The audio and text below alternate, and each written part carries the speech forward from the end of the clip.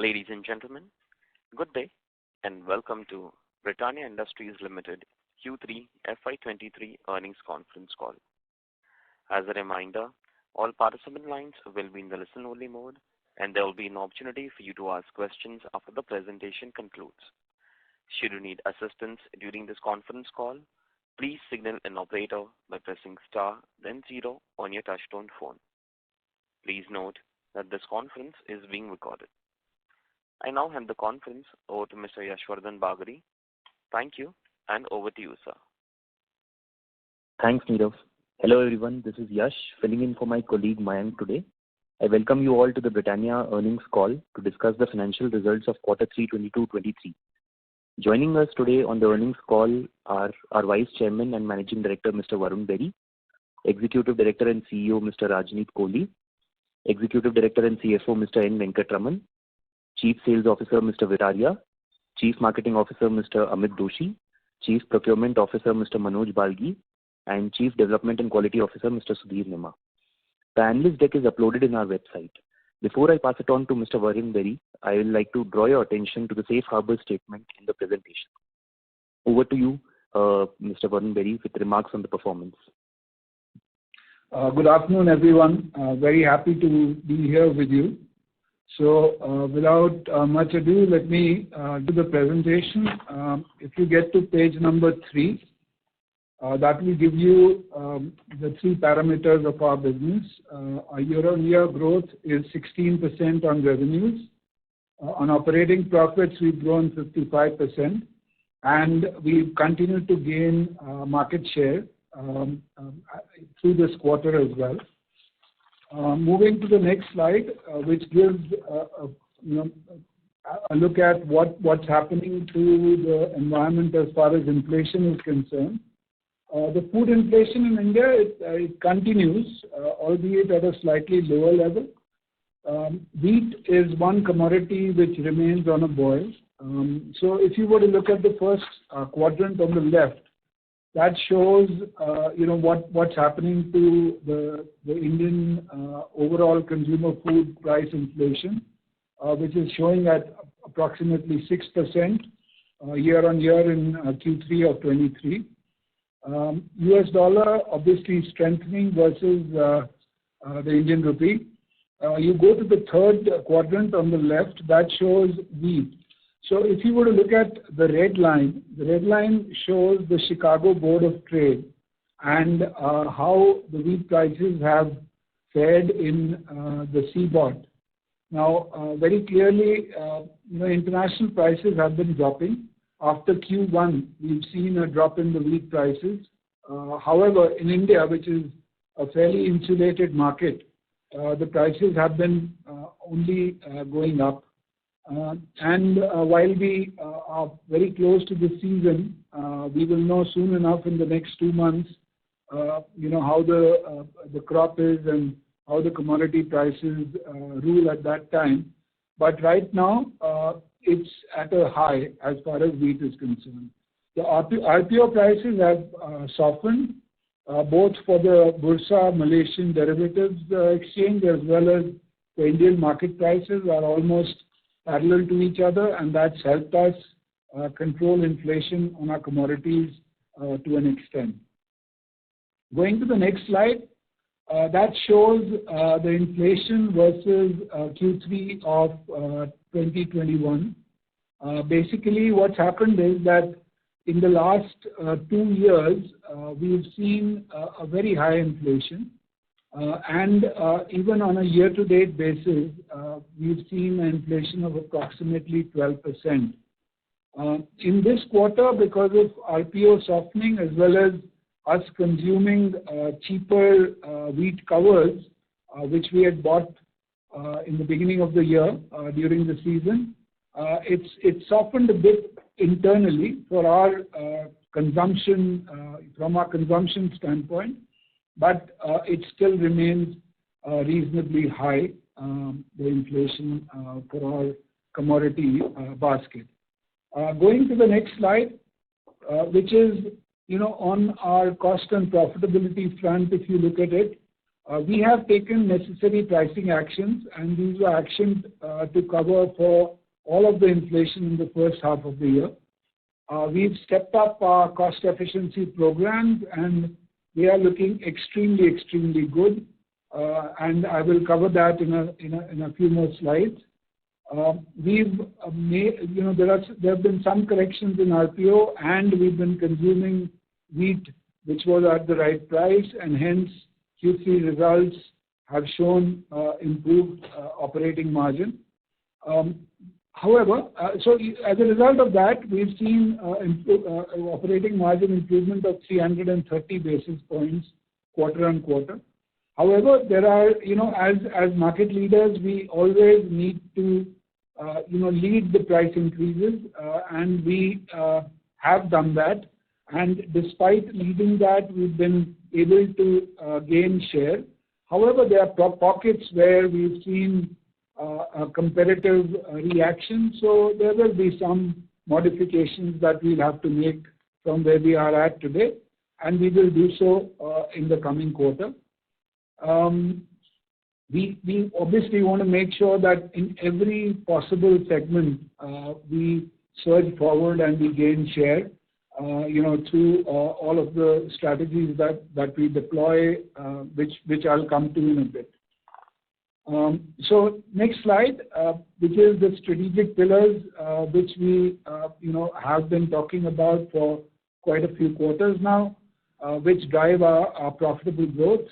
Distribution, which is very key to our strategy, and marketing of our key brands. Heightened innovation. We've been after COVID, we've been going pretty heavy on innovation launches. Adjacent businesses, and I'll come to that in a bit, have been doing reasonably well, I would say. Cost efficiency programs I already spoke about, and I'll speak about them in a little more as we go through the presentation. And finally, sustainability. So let me go through these one by one. So the first one is on driving efficiency in distribution.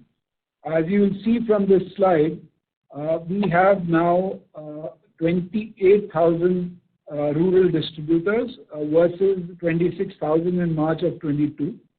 And we have gained 1.5 times the share that we've gained on an all-India basis in rural. So that strategy of going heavy on rural has been working for us, and as a result of that, while some companies have been announcing some kind of slowdown, we have not seen any slowdown in our rural revenues, and our growth, volume growth in the rural areas. The second part of that slide is on direct reach. We have also been, focusing on getting this, after the COVID relapse, so to say.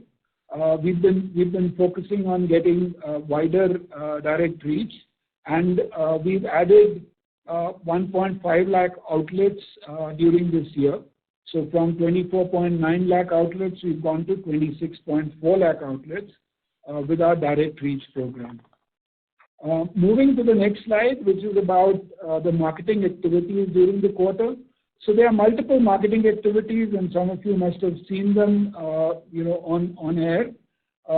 So we have some new creatives that we've got this quarter. 50/50 was one of them.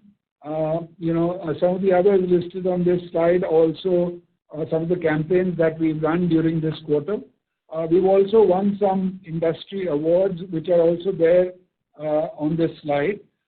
Amit, would you like to comment on this? Yeah. So, I think as Varun said, we've continued to make investments in our core brands to drive, to ensure that we continue to drive penetration for these brands, and each of them is top of mind in their respective categories. Now, and as Varun said, it's also heartening to get the industry recognition, because we believe that we want to do work that wins in the market, and it's always good to get peer recognition. For both so there's Campaign India there and there's Storyboard 18 there. And 3 of our pieces, the first one being for Good Day, then 50-50, and then NutriChoice, were among the top 50 ads in the country and top 25 ads in the country respectively. For Milk Bikis Classic, we won awards for Best Regional Marketing in Tamil Nadu at the FE Awards. They are the best when it comes to effectiveness. And one of our NutriChoice digital pieces was actually voted as the viewer's choice ad of 2022 by the Outlook magazine. So I just want to go back to the previous slide, not shift to it, but while advertising wins awards, there are no awards for sales. But I'll be remiss in not mentioning Vipin Kataria and the sales team making some superlative efforts in getting the results that I was talking about on the previous slide. Okay, moving on to the next slide, which is about innovation. So we've had, some very good launches. Biscafe, which is a very unique product, has moved almost 5 times in terms of revenue since we launched it.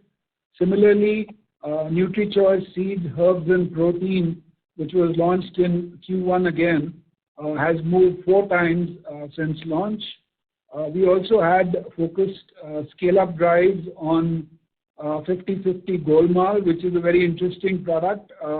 It wasn't national till some time ago. It was only East, and even today it remains predominantly East while we are trying to spread it across the country. Great product. It's moved 2 times its revenues, during this year. Milk Bikis Classic, a very nostalgic and a great product, doing very well in its core territory of Tamil Nadu and Kerala. In the adjacent categories, we've launched the festive plum cake in East and South, which is doing quite well just before the festive season. We've also launched a new product in our snacking, which is called Tic Tac Toe. Snacking again has been, it's in test market, but in these test markets we launched this product and it's doing quite well. It's actually yet to go into the West market, but it's currently only in the South market and it's doing quite well. We've also got a fresh portfolio. Again, we are experimenting with fresh paneer through our fresh distribution channel. I won't say it's a blockbuster, but this is giving us great readings on what we should be doing with our fresh channel as we go forward. And on adjacent categories also, we've had some focused scale-up drives. Croissant, which was launched across the country in Q2, is growing very, very handsomely and doing quite well. And the marble cake, which was also launched in Q2, has been scaled up and is doing very well. Both of these products are at about 150%, which is 2.5 times what they were during launch, and 130%, which is 2.3 times what they were at launch. So good progress on innovation as well as adjacency products. Now moving on to the next slide, which is about our joint venture with Bell of France on cheese. So just to give you an update, you know that we'd signed the strategic partnership to disrupt this very nascent but fast-growing cheese category in India. Obviously we bring brand with trust and the distribution strength, and Bell brings the product know-how as well as the technical expertise. We are looking at a differentiated portfolio of very, very innovative cheese products, and these will be produced in our new state-of-the-art facility at Ranjangaon. You guys are welcome to visit us and have a look at the facility whenever you happen to be in that part of the country. And you know that we hold majority stake at 51% and Bell holds a 49% stake. Now, to give you an update on where we stand on this, so cheese lines, cheddar cheese line will be commercialized in Q1 of 23-24. So cheddar cheese has to be produced for that to be used to produce the various formats of processed cheese. So the processed cheese line will take a little more time. They will be ready in the second half of 23-24. And on these processed cheese lines, we will produce slices, cubes, blocks, and spreads. So that will be ready in the second half of the next financial year. In the meantime, what are we doing? In the meantime, we are working on the joint branding, how the products and the packaging designs are going to look. We are working on the organization structure. We are training the personnel. We are finalizing our portfolio, not just for immediate launch, but the portfolio as it will look in the next 2 years, 3 years, 5 years. There will be some products which will be imported to start with, namely the rupees 10 sachet of cheese which Bell currently sells, which is imported from Bell, Vietnam. That will continue to be imported, but will be put through our distribution system and hence will be accessible to a lot more consumers as we put it into a lot more outlets across the country. The second product which will be imported will be the portions. These are the triangular portions, great products, which will continue to be imported from Vietnam. As you all know, there is a treaty that Vietnam and India have. So there are no import duties on products which are imported from Vietnam. So we will take advantage of that. What we've done for ourselves, we have set clear benchmarks on where these products have to reach in terms of revenues before we trigger a line in Ranjangaon.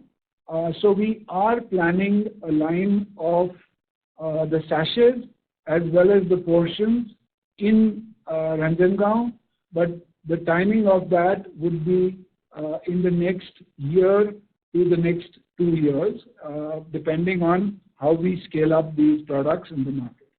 So that is an update for you on our joint venture. Hope that is detailed enough for you. Going to the next slide, which is the Ranjangaon factory commercialization as far as the other dairy products are concerned. Now, just to give you the products that we are looking at, one is, of course, aseptic PET, which are the drinks we are going to produce in PET bottles. Currently, we are selling our drinks in Tetra, and we will be moving a part of the portfolio to PET. Second is fresh dairy, which is dahi and other fresh, innovative products which can be produced. So this fresh dairy line can produce Greek yogurts. It can produce drinking yogurts in a fresh format with a limited shelf life of 21 days. So we will be looking at that as we start to commercialize the line. We have a line for powders which can do dairy whitener for retail and also for captive consumption within our bakery, which is SMP, skimmed milk powder, SCM, sweetened condensed milk, and whey powder. So as we speak, I'll come to where we are at on all of these lines. And the last is fat, which is ghee. So these are the other lines that we'll have in our dairy facility. Just to give you an update on where we stand. So as far as milk collection is concerned for producing all of these products, we are currently collecting 70,000 liters per day of milk. from 2,850 farmers. Our objective is up to 150,000 liters per day from 4,000 plus farmers, right? Currently, we have 65 bulk milk collection centers, which are run by our partners in the rural areas around Ranjangaon. We are looking at scaling these BMCs, as we call them, to 125 by the year end. We are providing extension services to all of our farmer partners, which are being strengthened to make sure that we genuinely add value to all of our farmer partners. As far as the commercialization of the lines is concerned, the SMP, which is the skim milk powder, and dairy whitener lines are already have been commercialized. We are already producing product, and this product is being used internally by our bakery division to produce biscuits and other products, right? We've also started to produce sweetened condensed milk, which is also being used by our bakery division, right? We've also commercialized our PET line, and we've launched milkshakes in PET only in the south currently. They've gone into the market only in the month of January, so you wouldn't have seen them, but they are great products, looking really good, tasting awesome, right? Fresh dairy is also to be commissioned in the next couple of months before the end of this financial quarter. So that's where we are at. We are doing extensive training of our operators in the dairy facility. The quality parameters are being very clearly set to very high standards, and we are setting up all the systems to make sure that we run this facility to the highest standard possible. Moving on to the next slide, we've made reasonable shifts in our adjacency business, and these will definitely fuel the next phase of profitable growth for Britannia as we go through time. So on bakery adjacencies, cake, we've had quite a few additions, as well as our base cakes are doing well. And we've registered healthy growths in this category. We've also improved profitability across cake, rusk, as well as bread. As far as this year is concerned, new businesses, croissant continues to gain traction. I've already spoken about the kind of growth that we have seen post the national launch. Yes, there are pockets where we are doing better than the others. There is focus required in certain markets, and we are making sure that we provide that as we go through the months with this new launch. Wafers, we've launched low density wafers, cheese flavor, etc. And wafers overall continue to gain market share. I wouldn't say blockbuster, but the makings of a blockbuster for sure. As far as international is concerned, we've seen healthy, profitable growth across key geographies. Nepal continues to do extremely well. If you remember, we've invested 55 crores in Nepal, and that's given us very, very good return.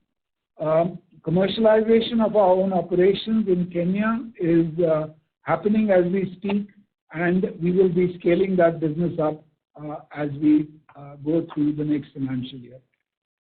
Moving on to the next slide, which is our cost efficiency programs.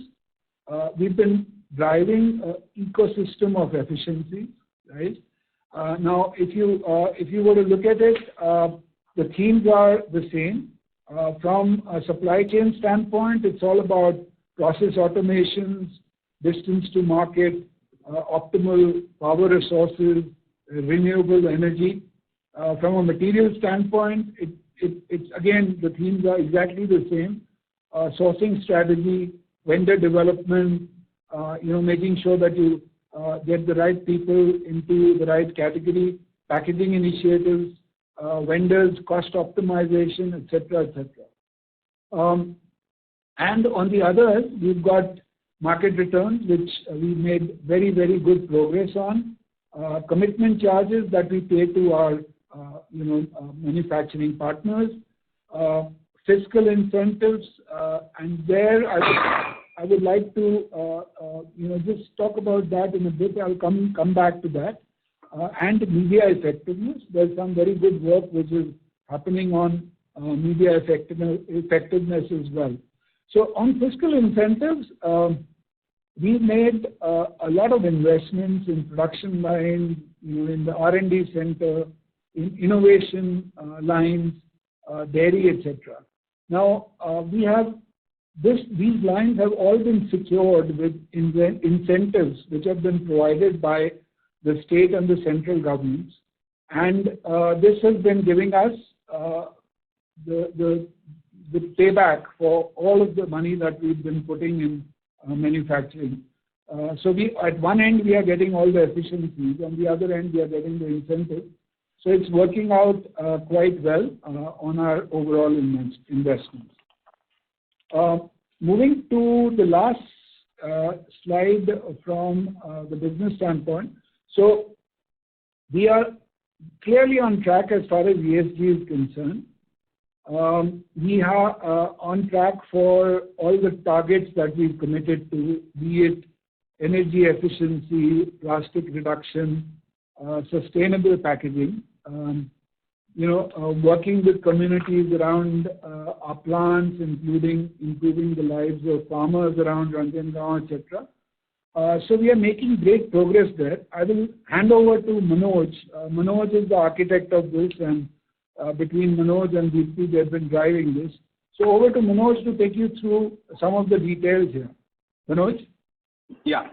So we are working on 4 pillars as far as the ESG agenda goes: people, resources, growth, and governance. And we have taken targets which are good for the community and good for the business. And if we were to go through the people quadrant, where our focus is on targeting farmers, so Varun talked about 2,800 odd farmers that we collect milk directly from.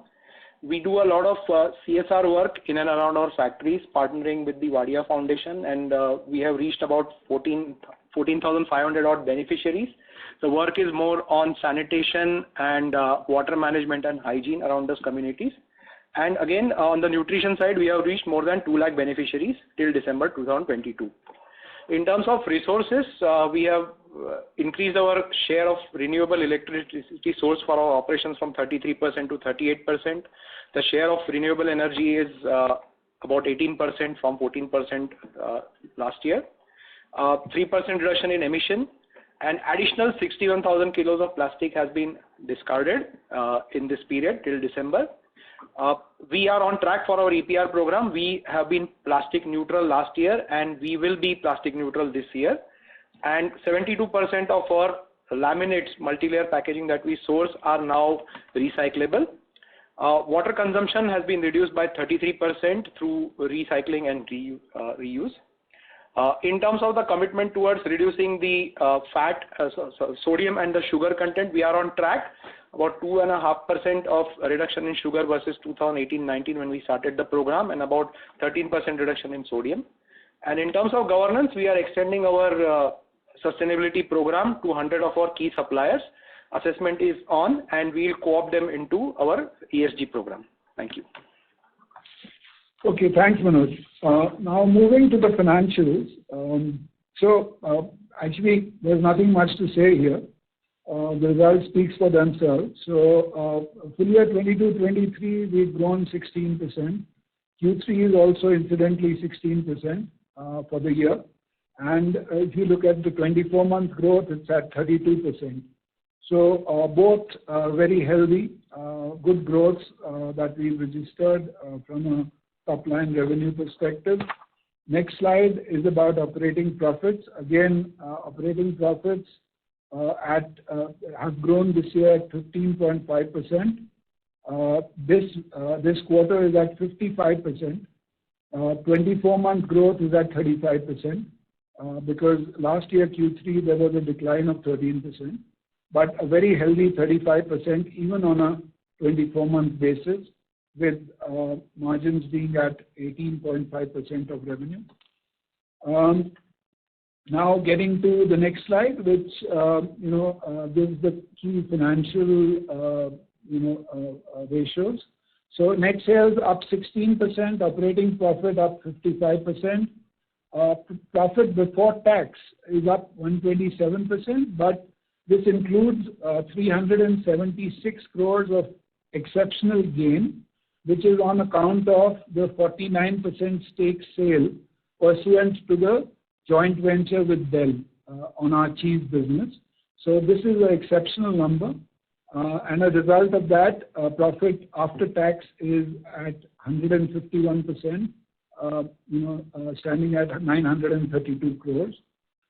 Now, even the numbers below, the only one to really look at is profit from operations, which has gone up to ever high at 18.5%.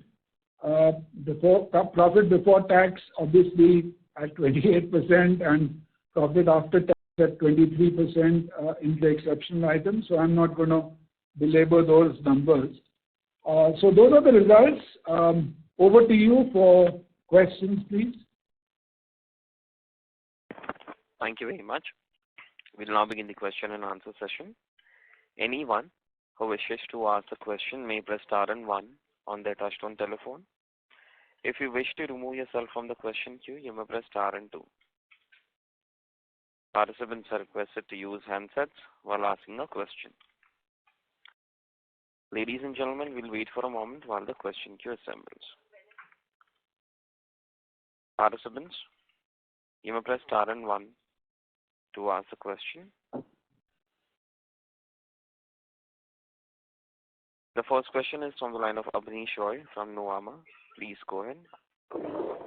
Yeah, thanks and congrats on good numbers. My first question is on the dairy business. So in cheese, when I see currently there is obviously one or two mass end pricing from Amul and Mother Dairy kind of players, and also there are some regional brands.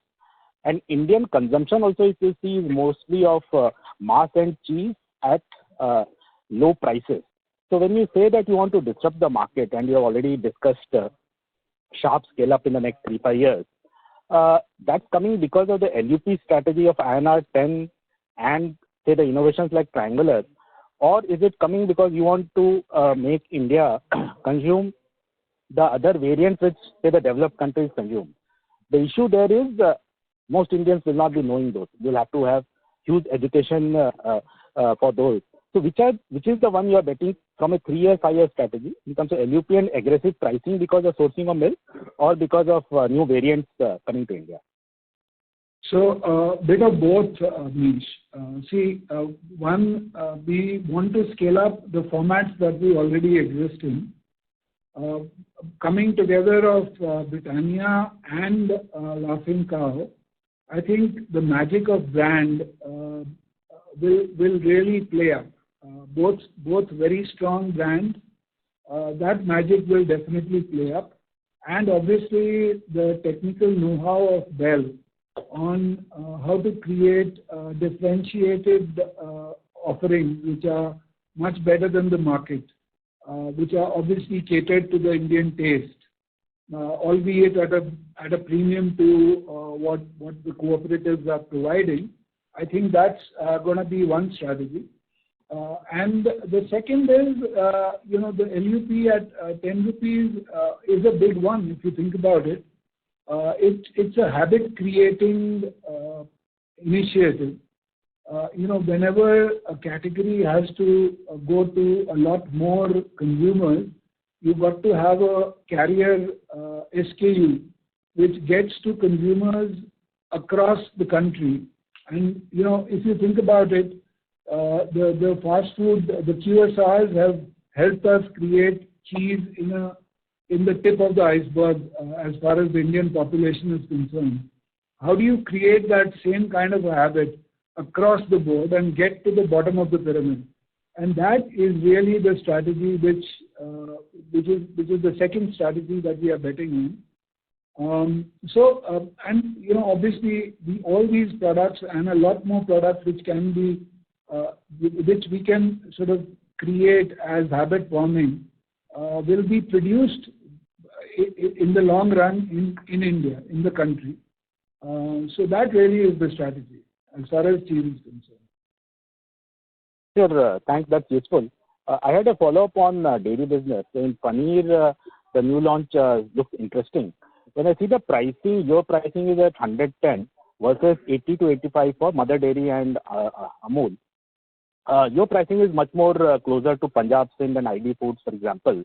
So here, once your sourcing is in place, once your factory is fully in place, your pricing then, will it converge more to the value players, or here you would want to be in the Punjab, Sindh and ID Foods kind of a premium paneer kind of a place? No, we are not looking at becoming, the value players in any category. If we have a right to succeed, these are all experiments, Amish. We are looking at what we can do, how can we add value, etc. If we can create a premium offering which gives us revenues as well as profit, we are in it. We don't have a line for paneer, for instance. It's all third party. Even in our Ranjangaon facility, we haven't invested for a paneer line. So these are experiments which are without real investment. If they work out, then we have the milk, we have the factory, we have everything else. We can always put up a line and move forward with it. If it doesn't work and if it's still the bottom of the pyramid pricing which is working, then we will move forward and walk away from initiatives like this. Sure. My second and last question is on your biscuits market share. So we have seen very sharp. Third question, third. Second. Yes. Okay, go. You can't say more. Sure, thanks. In biscuits, your market share improvement has been quite good.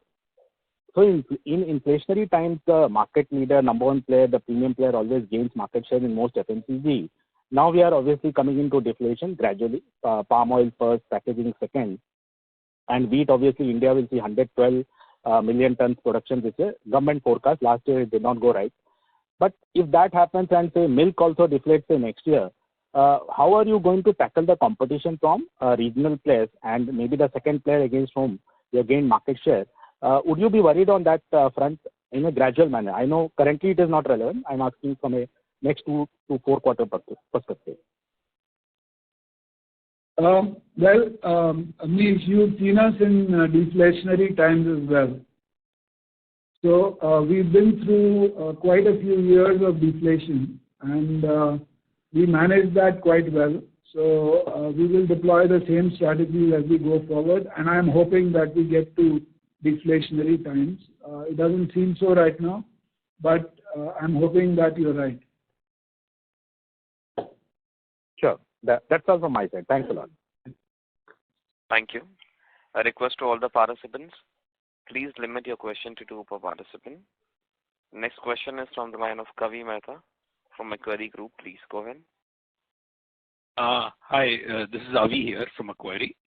Sir, I just wanted to understand the competitive intensity a little better.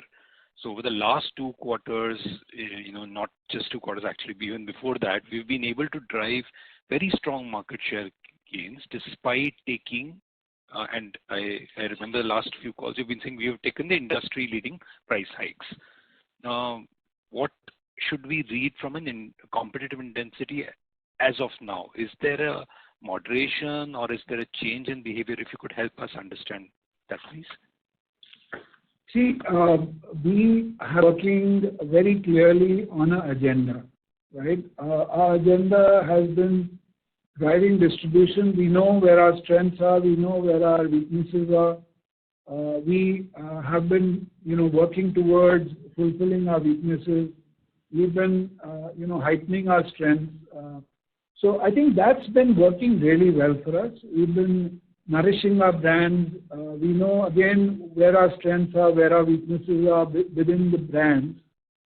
We've been heightening our strengths and we've been making sure that we fulfill some of the weaknesses. We know we have weaknesses, right? The value portfolio is one weakness which we've not tried to fulfill.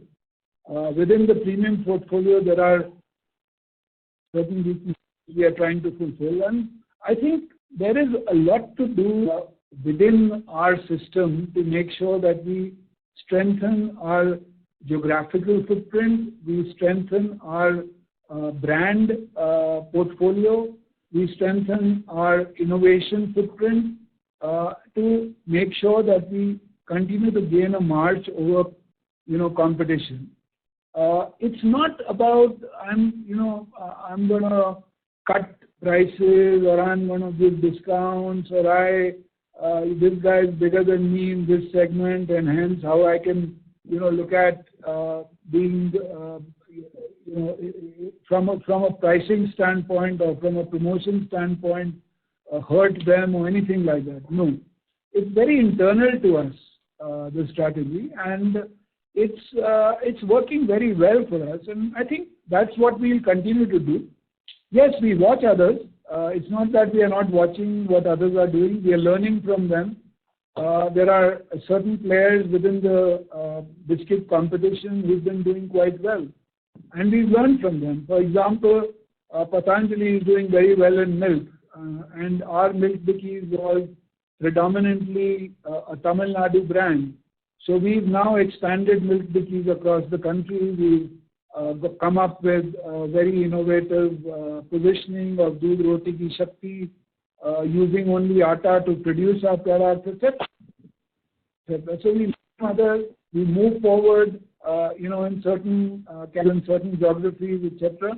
And that's what we'll continue to do as we move forward.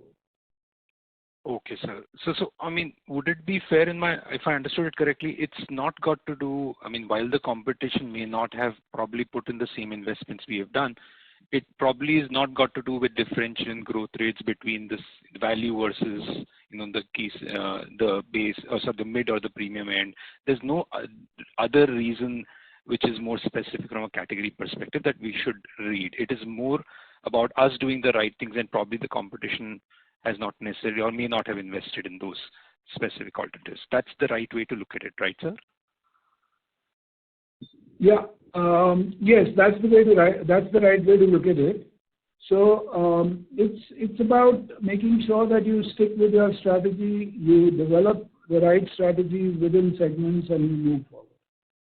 Okay, sir. So the second bit was more of a bookkeeping, and the build-up to that. Would we be able to give us some sense on what are the one-off gains from these forward contracts which may not continue going forward, and also a sense on where the ad spend intensity is versus the normalized or pre-COVID level, just to get a sense on where margins can probably trend? No, so clearly, let's start with the advertising part. We have normalized our advertising spend this quarter. So we have gone back to the pre-COVID levels. From one-off gains, I've spoken about, the one-off gains from the joint venture. But besides that, we've been consuming covers of wheat, which have been at a much lower price. So that is certainly going to go away, right, as we move to the next quarter, because you never cover wheat till the next season. So our wheat covers will now end, and hence we will start to consume wheat which will come from the market, from the season. So that will be one change. There always are some changes that come through during the season, and I think those are the two changes. Frankly, there are no other exceptional items. No, so I was trying to just understand the quantification, roughly how much would it have benefited margins, because that would help us understand. So this quarter we have almost done all 18.5, 19.5 kind of margin.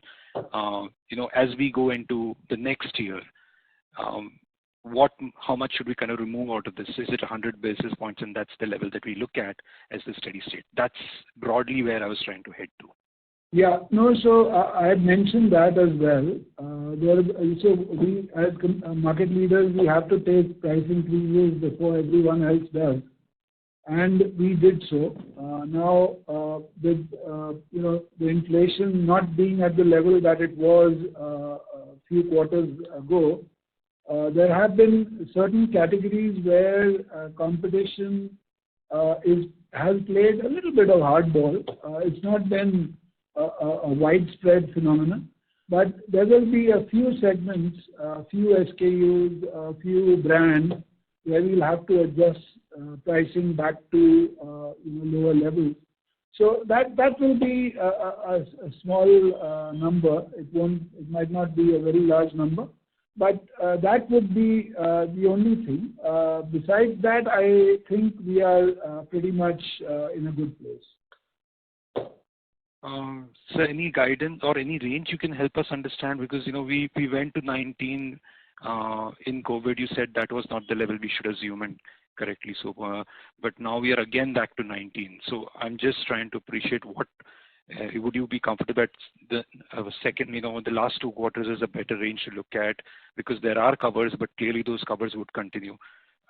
If there is any I would think so. I would think so. Between Q2 and Q3 would be the right range to look at. Perfect. So that's all. That's what I wanted. Okay. Thank you very much, sir. That's all from my side. Thank you very much, sir. Yeah. Thank you. A request to all the participants, please restrict to 2 questions per participant. Next question is from the line of Jay Kumar Doshi from Kotak. Please go ahead. Yeah, hi. Thanks for the opportunity. About a year ago, you had indicated that the potential for dairy business is about 2,000 crores. Do you still believe in that number, or you think it can be higher based on the developments over the past few quarters? I didn't get that. Your voice is not very clear. Can you just repeat that question quickly? Sure, I'll repeat. I believe about a year ago, you had indicated that the potential for dairy business is about 2,000 crores.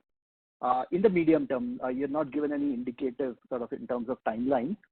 Do you still believe that number is doable, or do you think you can do better than 2,000 crores? And is it possible at this point of time to give us some color in terms of how that portfolio can shape up in terms of revenues over the next 3 years?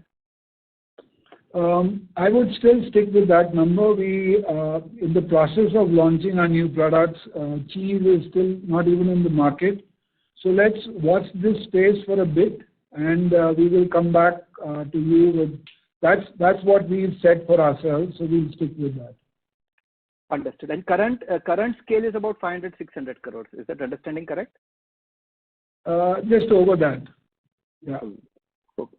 And one more follow-up around the same thing. I think prior to pandemic, industry was growing at a very low single-digit levels in terms of volume, and you were able to grow faster based on new product launches and market share gains. And a couple of times you had called out, industry growth versus your, and the gap between the growth driven by new products. Could you give us an indication in terms of, what do you think that gap is, and how, whether that gap is widening given that you've seen good success in new product launches and now dairy will scale up? No, so as you can see from the market share, we've been continuously gaining share. So the gap remains pretty much the same, but I must admit that around COVID times and beyond, we've seen the market growth to be much faster than what we've seen from 2013 to, let's say, 2018-19. So the market growths have certainly picked up, and which is a great trend from our industry standpoint. Understood. Thank you so much. That's it from my side. Thank you. The next question is from the line of Latika Chopra from JP Morgan Chase. Please go ahead. Yeah, hi. Thank you for the opportunity. Thank you, Varun, for your detailed comments on adjacencies. But what I'm looking for now is a little bit quantitative flavor. So it would be helpful if you could share, what is the salience of non-biscuits portfolio in your business today, and if you could share a little flavor on what is the kind of annualized revenues today that you're seeing for key segments like cakes, rusks, maybe croissants and wafers. And if one looks at the growth algorithm over the next 5 years or 3 years, for Britannia, what that salience or revenue size of these adjacencies could be in your view? So currently, the biscuit and the non-biscuit portfolio are approximately 77-23, which has gone up from what it used to be. If you think about it, it used to be almost 85% was our biscuits till about 7-8 years ago. And so it's been continuously, obviously, the non-biscuit portfolio has been growing faster. You also got to remember that biscuits is so large that for the other categories to become a substantial part and to contribute substantially to it, it requires a little bit of time, and it's taken time, but I think we are moving in the right direction. And, in one of the interviews, you said that, probably this 23% probably becomes 35% over the next 5 years. Is that how we should read? Yes. And within this 23% today, could you tell us, how much would be cakes and breads and rusks, which are the more meaty parts of this portfolio? So cake and rusk would be almost 50% of this, and the rest would be, approximately 50% of the 23%. All right, that's helpful. And the second bit I had was on biscuits itself. You've talked about market share gains. Could you help us with the volume growth and the value growth for the biscuits overall category, and some flavor on how the different subsegments are looking at? And within your, growth rates that you've posted for the last 2 quarters now, what is the kind of mix, contribution to this besides volume? So, there's not always a complete match-up between our numbers and the Nielsen numbers in the overall total market. But, we've been seeing very good growths, and you've seen our growths. Our transaction growths are almost at 16-17%, which means that the number of packets that we sell is growing almost 17% in this quarter. And if you were to look at a year-to-date number also, it's almost at about 14%. So the transaction growths are very good, and that's what matters to us. Volumes obviously have been low. Volumes are very low, single digit, and the reason for that is the kind of price increases that we've taken during the last 2 years. So that's where it is. But from a revenue growth standpoint, it clearly is indicative that even the entire industry is growing at double-digit revenue. Sure, and I believe you have fair confidence. I'm sorry to interrupt you. May I request to come back in the question queue? I will. Thank you. A request to all the participants. Please limit your questions to 2 per participant. Next question is from the line of Percy Panthaki from India Infoline. Please go ahead. Hi, Varun. On dairy, can you give some idea on what is the capex that you will do over the next 2 to 3 years? And secondly, do you fear any risk of EBITDA margin dilution if dairy is becoming a large part of your business, and the EBITDA margins there might be lower than the biscuits margins? Correct me if I'm wrong in that assumption, first of all. So first, your question on investments. Investments are about 600 crores for starters in all of the lines that I spoke about during my presentation. Will there be more investments? Yes, probably for innovations, but that will be very clearly, once we've read our results of the imported products that I was talking about. Only after that we'll put in more investments as far as cheese is concerned. And even on the other areas, we will put in investments after we've proven that some of the products that we are launching are doing well. The other question, what was the other question that you had? EBITDA margin, whether it will be dilutive. No, so EBITDA margin, we'll have to see as we go, Percy. See, for cheese, we've always had a very solid, EBITDA margin. Now, with our own factory and with the joint venture, hopefully that should move in the right direction. Yes, for a period of time, there will be a depreciation hit that we'll have to take, which is fine.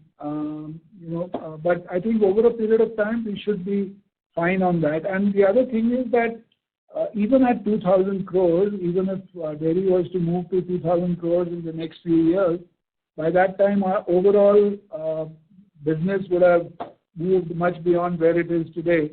So it will not be more than 8, 9%, 10% of our total business.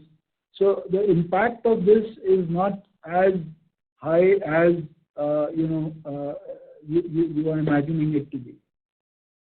Okay. And just checking one data point which you just said, did you say that number of packs sold grew at about 16-17% this quarter? Yes. Okay. And finally, can you give some guidance on the overall capex at a consolidated level for FY23, 24, 25? So it's so just to highlight what are the investments that we are making. We've got 3 new lines. We've got a new factory in UP. We've got a new factory in Tirunelveli in Tamil Nadu. And one new factory in Bihar, which is going to come up. There are some lines which are coming up in Ranjangaon, plus the dairy facility. And in Orissa, we are putting up an additional line, right? So basically, all put together, the current year is going to be approximately 750 crores. And thereafter, I think for the next 2 or 3 years, it's not going to be very large. Let's say the next 2 or 3 years, our total investment would be 250 crores odd. Yeah. Okay, sir. Thank you very much. Yeah. Thank you. Next question is from the line of Sheila Rathi from Morgan Stanley. Please go ahead. Yeah, thanks for taking my question. So 2 questions from my side. First is a clarification. This is to do with the sustainability slide, where you have mentioned 12.84% reduction in sodium versus 18-19. But if I remember correctly from the annual report, we had mentioned that we aspire to have a 6% reduction in sodium by 24. So just wanted to get that clarification here. Yeah, so that's one area where we've had more reduction than what we'd stated for ourselves. So that's been working well. Okay. Manoj, Sudhir, do you want to comment on that? Yeah, so you're right, Varun. We had a target of 6% for the sodium on per serving basis, but we did basically roll out the sodium plan in various products to get to this number. All right. Yeah, that's very clear. And my second question, Varun, was on the distribution strategy. I think that's worked out very well for us. So just wanted to get an idea from you as to what is the aspiration on the distribution front, both on rural side as well as direct distribution, where we have reached a certain level now, where we could be in the next 2 years. Say. So yes, so that's a very important question, and people continue to feel that how long will this last? I think this is everlasting. While we've made great progress, there are still territories and states and areas which we still continue to be very poorly distributed. Rural still lags urban by almost 11 distribution points. So we have a long way to go, and we will continue to work on it because it's such an important strategy for us. A very important part of our strategy has been our distribution gain, and that is the one which has kept us away from really getting into fisticuffs with competition. We've been driving our own distribution and been gaining traction and share in all of these states. So a long way to go. Short answer is a long way to go, and we'll continue to drive that. And assumption of 15% increase every year could be a fair assessment, right? Yes, absolutely. All right. Thank you. Thank you. Next question is from the line of Vivek Maheshwari from Jefferies India. Please go ahead. Hi, Varun and team. My first question is on the market shares again, Varun. So the market shares that you have presented on the slide are value market share, I'm guessing. Would volume market share also give a similar story? Yes. Yes, it will. Interesting. So Okay. we've also benefited from the fact that the premium products and premium offerings have been gaining over the value offerings. So it will be very similar. Interesting. Okay. The other question is, you mentioned 16% growth in packs, low single-digit volume growth, and 16% revenue growth. So does that mean that there has been a shift from larger packs to smaller packs? It could be momentary. It's not reflective of a long-term trend. But yes, this quarter we have seen a 17% transaction growth with a 16% revenue growth. But it's not like we've been seeing that forever. But in times like this, you've got to remember that there is some amount of downtrading which goes off as things become better. So it could be for a quarter or two, and then it goes back to the old mix. Got it.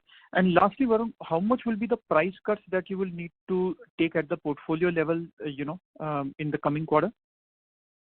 It's not substantial. We haven't really looked at what number it will work out to be. And we are not really taking a price cut. What we are looking at is projecting them as promotion so that it doesn't look like we are permanently down to a certain price. It will be as a promotion so that we can take out the biscuit and move back to our old price whenever need be. Okay. And, at the time of taking up prices, you have had, reasonable amount of that via volume. So, conversely will also be true as input prices are going down, right? Yes. We are looking forward to that because, while in inflationary times like this, it's okay to have very small volume growths. The good thing is that we've had great transaction growths, and that's what matters for us. How many packets, how many consumers are enjoying our products, etc. But volume growths are also important, and we would like to get back onto a volume growth trajectory as well. Great. Thank you, Varun. Wish you all the best. Thank you.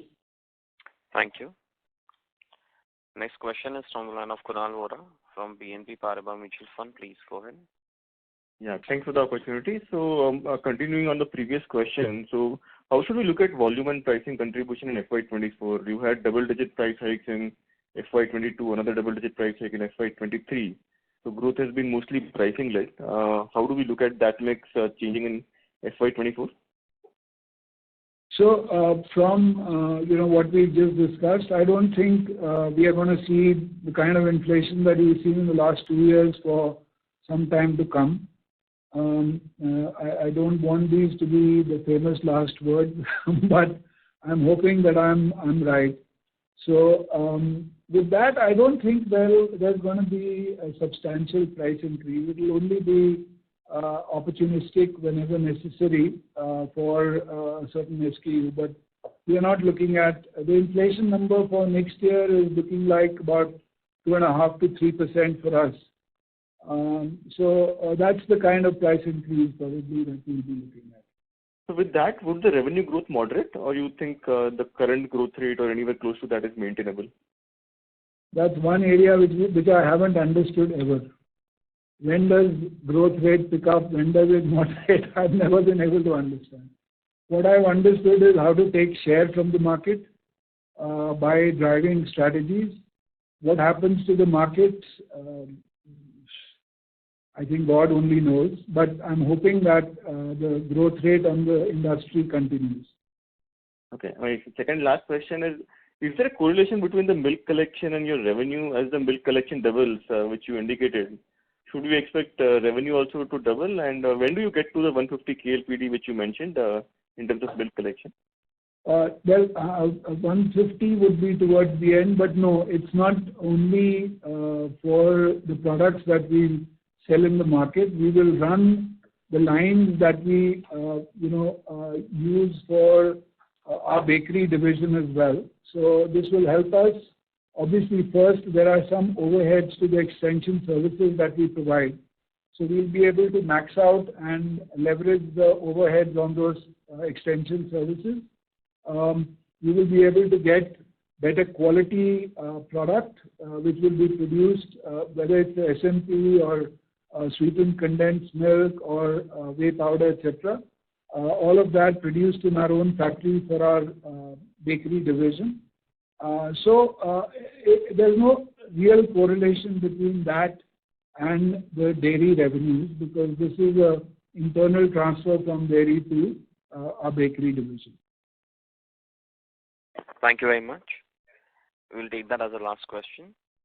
I now hand the conference over to Mr. Yashwadhan Bagri for closing comments. Thanks everyone for spending time with us on this call. We look forward to interacting with you again. Thank you very much. On behalf of Britannia Industries Limited, that concludes this conference. Thank you for joining us. You may now disconnect your lines.